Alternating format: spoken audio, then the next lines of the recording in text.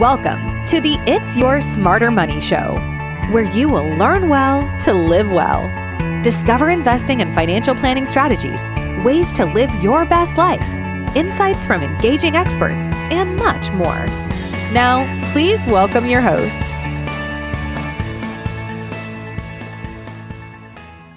Welcome to It's Your Smarter Money with Dr. Laura and Professor Steve. As we wrap up 2025, it's the perfect time for us to pause and reflect of what went well, what didn't go as well, and what we expect for 2026. And so today we want to actually look ahead to 2026. The overview of what we want to talk about today is first, just saying goodbye to 2025. And while we can just say that we are very happy with the way our portfolios performed in 2025. Um, uh, Situated in portfolios that are much less risky, but generated a good return on average. We were talking, Steve, 10%, About that. Yeah. or so. Year to date, it's December Yeah. 17th. Yep. And so we'll see how the rest of the year goes.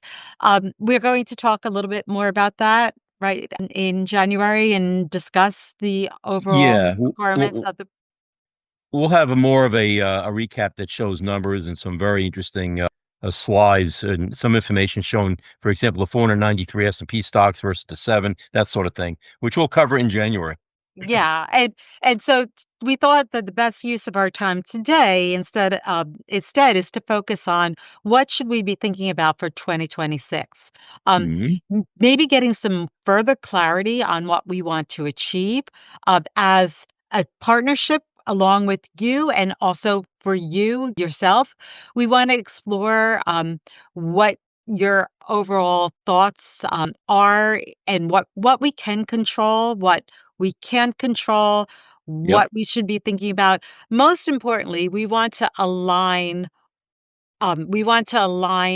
what we do next year with your overall life purpose, which are Right. reflected in your values. And so we want to talk to you a little bit about that and maybe even having some kind of resolution that we're going to behave more consistent with our values going forward might be an end to all this. And we can even work with you Yeah. on that in general.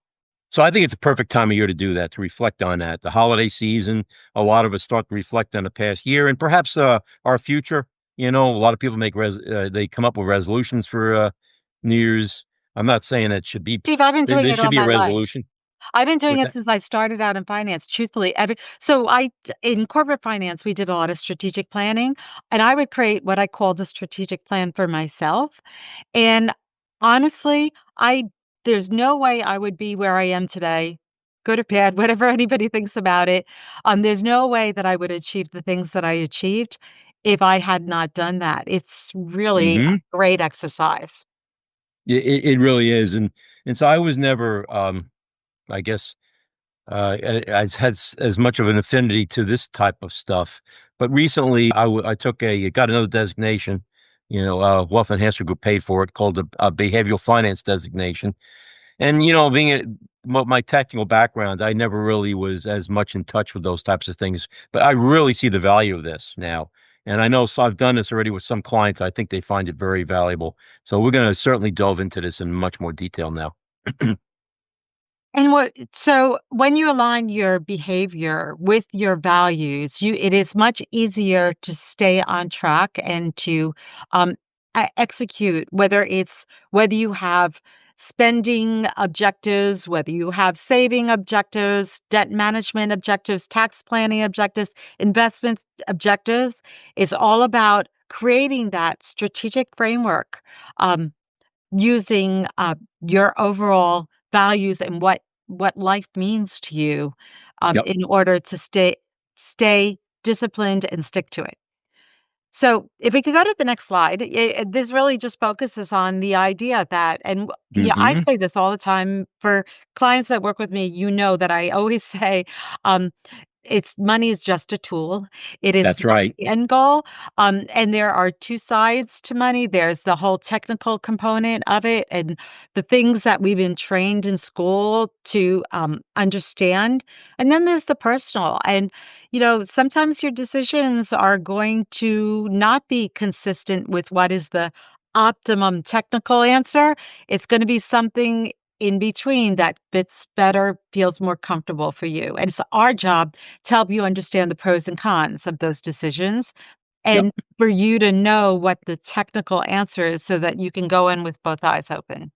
That's right. And you have to be careful too, because money is also what think leads to the most conflict in many relationships too, with the spouses. So, and that's why I think that's one important, which we're going to go over in a few minutes, is values card exercise. It might help you create greater alignment between yourselves as a couple too, by the way.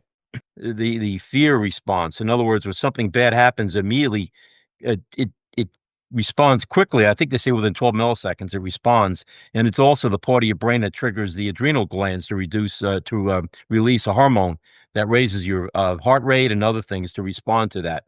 And a lot of times the amygdala can be triggered just because we're a bear market. Okay, and so you start to make a quick response saying, "Let me sell out of this market because I'm really fearful." The prefrontal is the logical, rational Yep. side of the brain, and Yep. the amygdala and the thalamus are responsible for both emotions as well as instinct. Yep. And the problem is that in any situation when fear is triggered, they immediately go into operation and the frontal lobe shuts down. And so I talk about Yep. this all the time Yep. to my widows and the divorced ladies about the fact that their frontal lobe is not necessarily operating and it's not their fault. This is physically we're constructed this way. And so as what you're saying, Steve, is that during a bear market, it might trigger this. It's the fear. It's like, oh my Yep. God, something's happening. What should I do? And so immediately frontal lobe shuts down and you start operating instinct or Yep. emotionally. So there's something called the freeze exercise to consider too. Is that what you do? You take a step back and say, how am I feeling? What am I thinking? What am I doing right now? And try to evaluate those three areas of your reaction to this before you do anything. Think through it. If it's a bear market, think through it. Steve, I don't know if all advisors do this, is we document our investment strategy Hmm. before the bear market, before anything Thoroughly. occurs. And to me, that documented strategy of this is what we're going to invest in, this is what we're not going to invest in, this is the Yep. evaluation of the risk you're being exposed to, all of that is really, really key because once that's documented and everybody agrees upon it, the name of the game is having the discipline to stick to it and not to allow this to occur. Absolutely. That's exactly right. So it's important to understand how our brains work because we can get better control over parts of our brain if we understand better how it works. Yeah, it's Sheffrin, um, is an economist who did a lot of work around financial and economic uh, biases. Yeah. He wrote a book where he categorized them into three different groups, and he said people behave in a ways that actually just can disrupt their overall financial plan and their overall objectives Yes. because of these three different categories. And so he's done a lot of work around them. And we can talk about some examples on, what does overconfidence look like? What does anchoring look like? What does loss aversion look like in the context of framing? Um, Yes. Yep.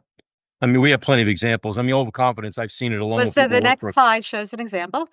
All right. Perfect. Okay. So the next slide just shows the example Hmm. of back when and actually he did a lot of work around this hurting and overconfidence where people back in the dot-com era started investing regardless of the fact that these companies were not necessarily even producing earnings. Right. They didn't have any rational reason to invest in these. And they pumped up the Nasdaq as high as 5,048 in March of 2000, and it declined by right before 2002 to 1350. So that's like an 85% drop. And Yes, I remember it vividly. it didn't come back to 2015, which is Yep. a really long time to sit there and wait. And so this is what happens when you're not paying attention, you're allowing your emotions to take the best of you, and the idea that you're going to just be so confident that you don't need to understand what's going on. Here's another factor here too, is people talk to other people and say, "Wow, I made X amount of dollars on my portfolio." Then you feel bad saying, "Wow, I didn't do anything near that." And then you ask them what they invested in, and you decide to buy the same thing. But, so Key, Steve, you just said feel. Feel. there you go. There's no room for feeling in investing. Nope, there Don't isn't. feel. You gotta leave emotions and feeling out of this, and we do. We don't do this with even our own portfolios, but we've been trained that way too. So, Yeah. yeah, The other here's bias is the anchoring bias, right? yep. And so what this is actually is a slide. There was an investor that we were working with back in 1999, 2000, who had GE stock. Actually, he was an executive at GE, so he had Mhm. significant GE stock, and he bought it at 139 a share, and he wanted to make sure that he would grow with it. And we tried to convince him to sell it. He said, "No, no, no." It dropped. Um, it just continued to drop, and it went pretty low. It was under like $50 a share around the Right. 2004 uh, 14 timeframe, I think. Um, GE went through a lot of problems. It's finally doing well. If you look at the GE, particularly the aviation um, group, because they wound up Right. breaking up the company, but to sit there for 20 years. And so the issue here was that this gentleman, his name was Tony, he kept saying, "No, I paid 139 a share, and even when it dropped down to 104, and we're like, sell it, it's still above 100." And he's like, "No, I bought it at 139 a share. I wanna get at least 139 a share." Well, you know, he never got it. He never he because he's so Nope. anchored in his brain on that what he purchased it for, regardless of the fact that GE was going through all kinds of problems, he just would not sell it. There's also another element here is that people work for a certain company, they have there's a overconfidence issue too because they think, "Well, I really understand this company I work for. I know they're gonna really do well." That's another aspect of it as well, and I've seen that too. I see even now with a couple clients that I obviously not gonna mention any names, but so just because you work for a company doesn't mean you know what's going to happen in the future with respect to that company. It's guesswork. And again, this shows you we did a whole video on over-concentrated stock positions back, probably about 6 months ago. It's on the YouTube channel, and if you watch that video, you'll understand why you don't ever wanna be over-concentrated to any stock, especially to a company you work for as well. This next one just talks about framing, and framing comes into play a lot of times when we talk about loss aversion or risk adversity. And what this really talks to is a concept called recency bias, and the idea that Mhm. you're allowing yourself to be influenced by something that has happened in a recent time. And so Richard Thaler and Bernazzi did the study. Actually, Thaler, I did some other work with Sheffrin as well. There's a tight group that did a lot of research around this. And what they did was they looked at two different groups of investors. One group was given 1 year performance of stocks and bonds, and it made them nervous because they saw the volatility in that 1 year. And they wound up choosing a portfolio. They were given a choice of how they wanted to allocate stocks and bonds in a portfolio. Mhm. They went to a portfolio that had 40% in stocks and 60% in bonds, a very, very risk adverse situation. The other group was shown returns over a 10-year period. So while they saw the volatility, they saw how it moved and came back and so forth. And Right. that group of people chose a portfolio that was 90% in stocks and only 10% in bonds. So this is an example of how looking at a short-term framework can be very harmful. And so those people that are watching their portfolios every day, be cognizant of the fact that you can get triggered by doing that. We usually recommend that you probably don't look at your portfolio that often. Once a quarter, it should be enough Yeah, to really get a yeah. sense of what's going on in your portfolio. You do want to pay attention. I'm not suggesting that you don't pay attention, but No. to watch that, every gyration, just it creates, and it's been shown this framing phenomenon around loss aversion has been shown over and over again to be a real issue. Yep. But I think Thaler, wasn't he in the movie The Big Short at one point? I think he was in that scene in Las Vegas at the table. I Oh, think was he he? was. Okay. I think it was Thaler. Yeah. Yep. Okay. All right. Cameo. Um, what is but so by the way, This applies to lottery winners. well, I've been using this presentation. I've done over a dozen presentations and workshops this year, university, at the chamber, for clients and so forth, to talk about values. And one of the things that I like to kind of stimulate the conversation about is, let's talk and like turn to your neighbor and what would you do if you won, or you got won a lottery or were given $10 million? What would you do? And it stimulates a lot of conversation around what people would do, which is always Yeah. very interesting. I want to ask everybody that's watching this, to consider what would you do if you won $10 Mhm. million? Because what you would do is being influenced, hopefully, by your values. That's And so correct. when we want to take a look at your overall values, and you can go to the next page. Actually, there's a good point here because if you did that did happen, it's best off don't do anything. Take a step back and think first. And so, and that's what really we're going to be leading into.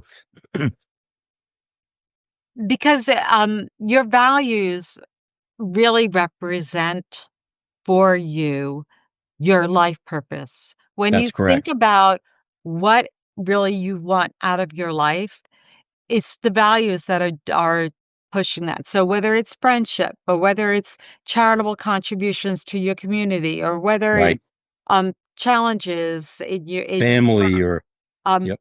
or just relaxation or fun, all of Right. those values will influence, um, you know, or should influence how you show up, how you spend, how you save, how you invest.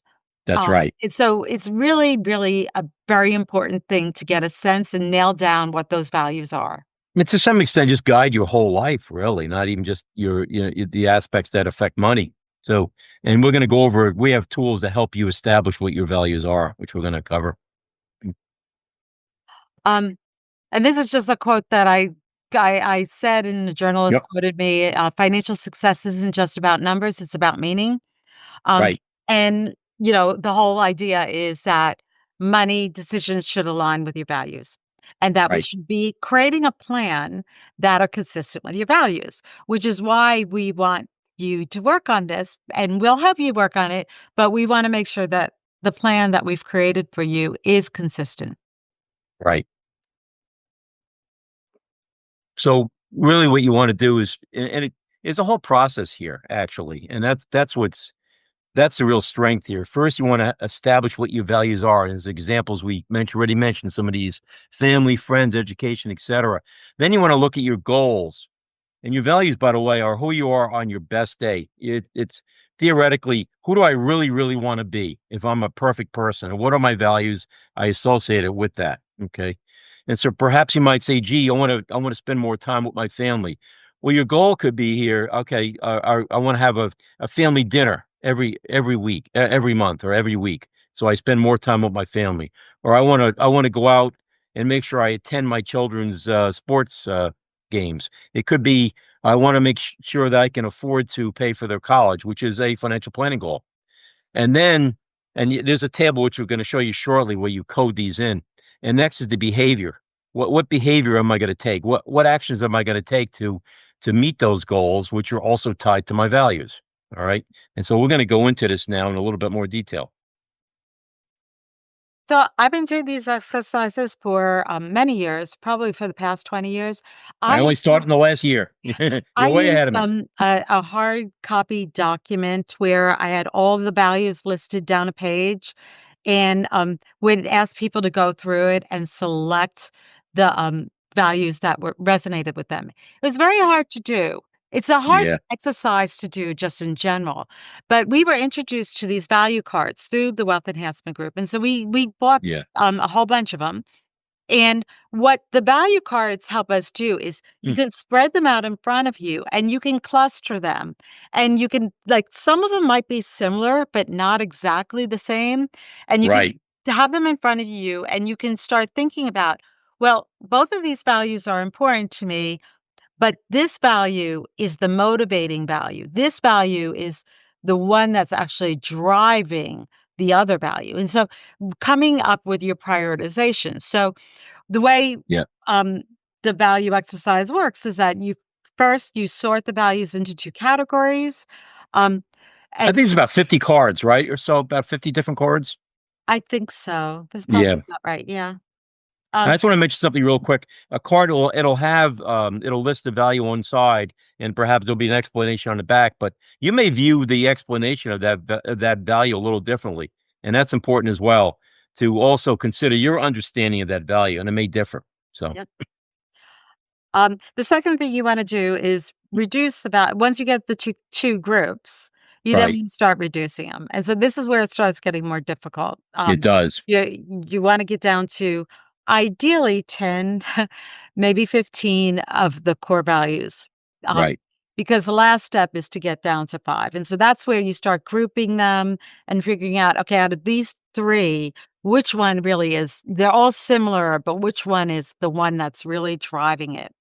That's right, and it's not easy. It makes you think, and that's actually I think the value of this exercise. It makes you really makes you think and focus on who are you really as a person, or what matters to you the most, and that's really important because I don't think most of us don't really think of that about that enough. I probably so as we go through life and our daily routine and so forth and so on. So when I do this exercise in workshops, the first you get an empty sheet with not the values on here. Um, I put in my values so that you could Right. see how I structured it. They're going to be, there's no right or wrong answer, but this is what was No. important to me. And Yes. so I said, okay, these are my personal values. But then the exercises that we have people walk through is the second step after getting your values squared away and saying, okay, fine, these are my values, is to, as Steve said, the cards have descriptions on them. But to me, like, what does it mean to say family is Right. important to me? Well, I wanted to define it in my own, like, what does that mean? Okay, so the value of my family reflects shared laughter during meals. Okay, so having meals, family meals, really important to me.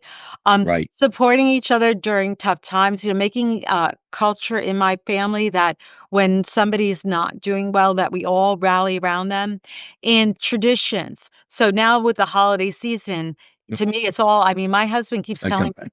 Laura, nobody does what you do for the holidays, and it's like I'm actively trying to create these traditions that um, that will emanate. And so really understanding what that meant to me helps me understand then how I was going to structure my goals.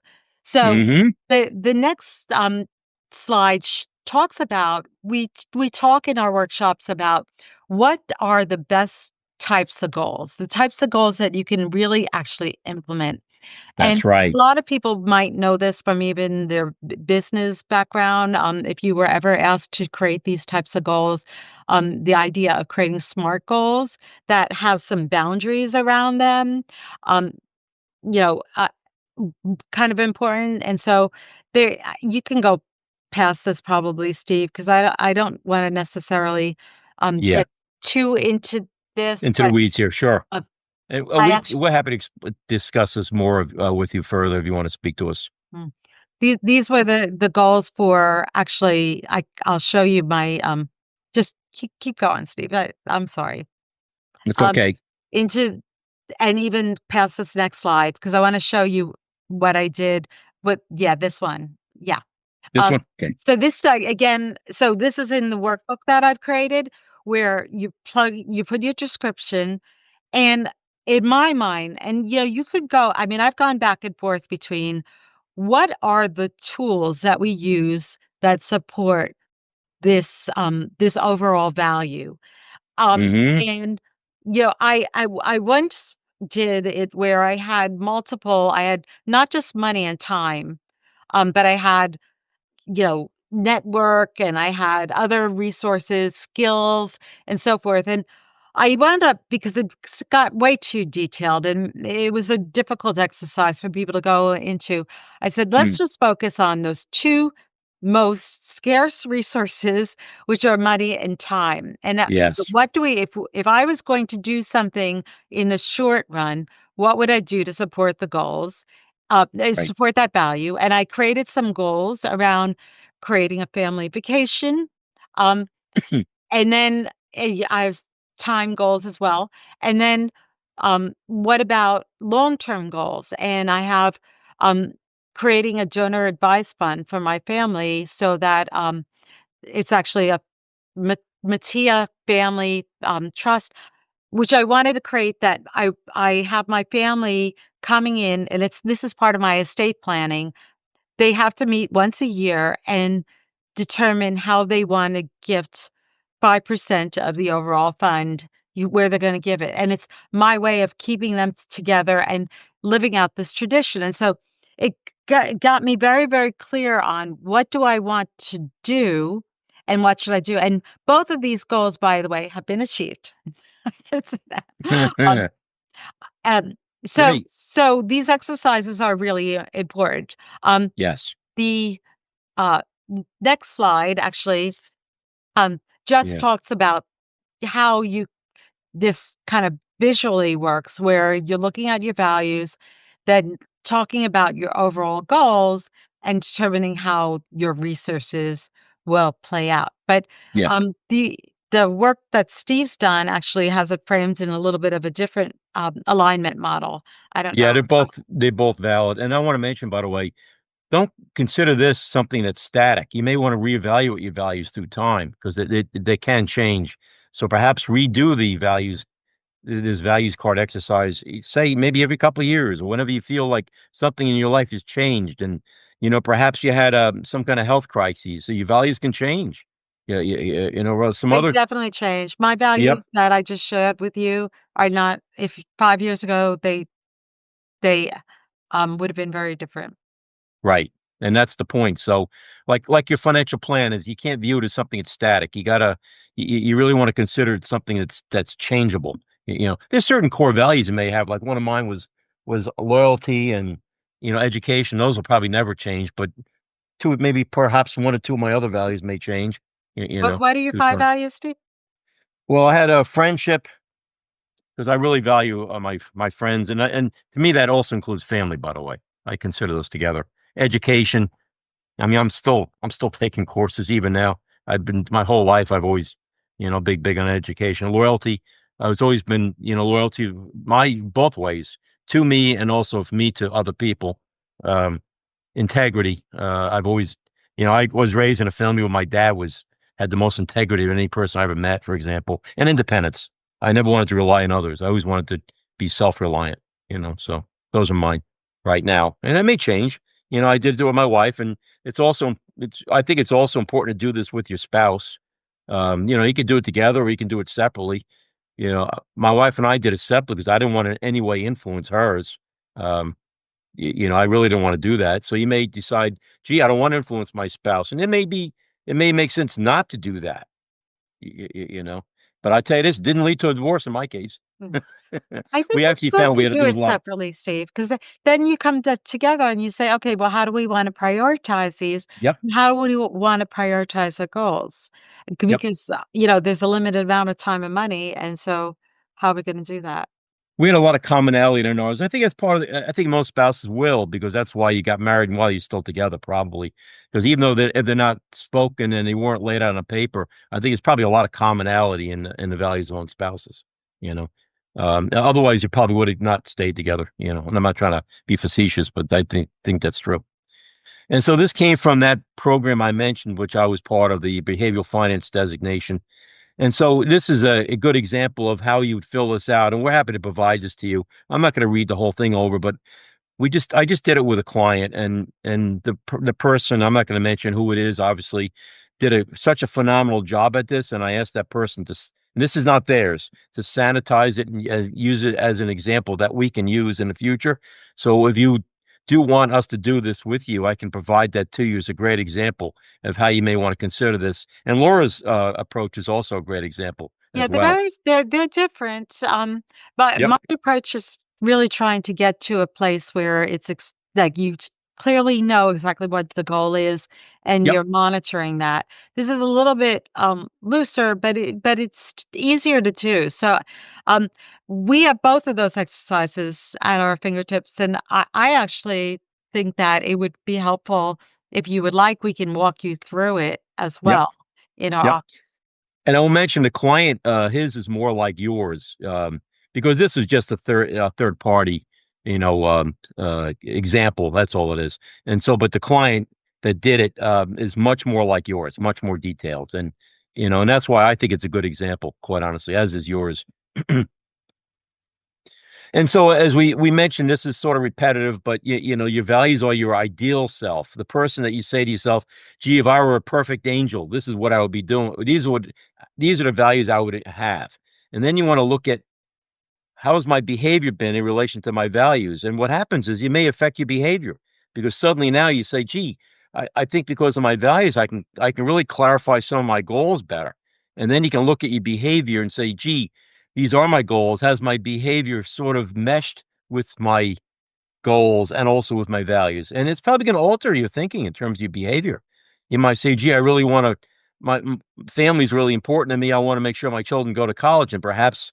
And that would be your goal, is perhaps to fund a 529, and you say, "Gee, I haven't really been saving enough. So I have to change my behavior." So it does affect your behavior, you know? So I think that's an important way to look at it. Well, it also gives you a sense of control. It gives Yeah, you a that's a sense great of, point. a sense of purpose, a sense of, I know where I'm going. It keeps you disciplined. There's a lot of positive benefits from doing something like this. You're living intentionally as opposed to Yep. being a pinball in a pinball machine where you're just being knocked around. You're now in control. And so I use these exercises, especially the reason why I started using these years ago was with my women empowerment types of programs, where I was also trying to inspire and convince women that the end goal is not just having a pile of money, it's about what you wanna do with that money, and Right. there's a reason why you need to be engaged with your money. Um, so Well, I think the way to look at money is a tool to enable actions and also other things, but it's an an enabler. Yeah, that's really what money is. Don't think of money as money. Think of it as what you can do with it, and really what you can do with it that matches your values and your goals. So, and so part of what plays into this and helping you control your emotions, by the way, when the bad things happen in the market, is to first, we have to understand that the certainty of uncertainty. We don't know what's going to happen in these four key areas. We don't know how long we're going to live. We don't know, how our health's gonna be, and I just saw that recently with someone I know, a close friend, and it's upsetting. Um, the markets, we obviously have no idea how the market's gonna perform. I don't care what anybody says, and they may tell you it's gonna do something, and, interest rates are gonna go up, and because of that, the market's gonna drop. I mean, tariffs are gonna go up, the market's gonna crash, with so many things we've seen that no, the experts are wrong so frequently, so don't even bother looking at that. And also the economy. We don't know what's going to happen there either. Every year the Wall Street Journal would pull, I don't know if they still do it or not, pull like 40 different economists regarding what will inflation be this year, what will GDP be this year, and out of the 40, maybe two would be right. That's just sheer luck. I mean, that's like it's throwing a dart at the dartboard. So with the smart money philosophy, which is really important, it's important to try to prepare for these things. So what happens with premature death and you have young children, for example? Okay, and that's part of where financial planning comes in. You know, you should have a life insurance policy. We're going to show this a little bit more. How are you prepared for sickness or injury, disability, or accidents? Um, are you prepared for good health and bad markets? So we call this a smart money philosophy. And so, for example, length of life. Maybe you'll live much longer than you thought. Do you have enough in retirement savings? Um, do you have enough to fund death if it's premature? Do you have enough to protect your family? It's life insurance, of course. I'm not going to go over each one of these, but there's an approach to each area of uncertainty, and we'll help you with these. And we have always been doing this. Help you with approaches to help make sure you're protected against the certainty of uncertainty. Well, this is the background really to what we do. Yes, it is. But Yep, it's important for you, for the clients to understand why we're doing it and why it's so important. Because that's correct. it Yep, turns out that no clients have similar plans to anyone else. They're all very unique. that's correct. Everybody's different. And if you're, for example, 65 years old and your children moved away and you have a nice net worth, you may not need life insurance, for example. So everybody's different. That's just one example. Obviously I'm not going to go into all the details here, but we're happy to provide these slides to you as well. And so the smart money philosophy here is also having a smart place to get money to meet a need, a source when you need it. Premature death, that's life insurance. You have some sort of major financial crises. For example, the roof on your house just went and it's going to be a $30,000, $40,000 expense. Having a safe place to get that money, even when the market's down 30%, which we know will happen at some point.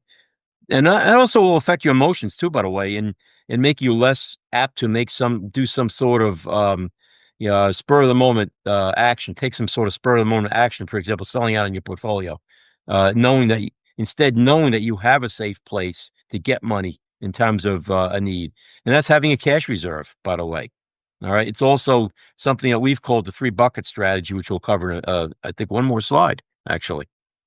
And so we're big believers in this 3 bucket strategy. And that, for example, is first to have a cash reserve, something very liquid and very safe with no risk. Could be treasuries, could be a money market account. And then having the second bucket, which is something that will earn more. It could be bonds, some type of bonds, it could be corporate CDs, it could be municipals, that type of thing. And having a sufficient amount in that second bucket too to meet not necessarily immediate needs, but needs that may occur in 2 or 3 years. And the third bucket is the one we really help you manage is your diversified portfolio. And that may include some of the second bucket, by the way, the bonds. But if you have all your money in the stock and don't have any reserves, that's when you're going to be kind of forced into making some snap decisions if the market goes down 30% and making a bad decision, selling out at the bottom, not putting your money back in to get the recovery, take advantage of the recovery because you need money really quick. And so we call that the smart money philosophy.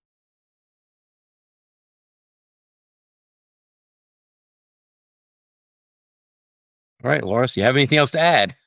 No, not to that piece. Okay. All right. Um, well, I guess what I overall what I just add is that, again, we want to encourage you, inspire you maybe to have a 2026 New Year's resolution Yep. to make sure that your life aligns more with how you would like it to look, your life purpose, your values, and establish some goals that will help bring you there. And Yep. when I tell you we have all kinds of exercise, I mean, I've done workshops, 1 day workshops, I've done, couple hour workshops, I've done series of workshops over time, like 10 workshops over time.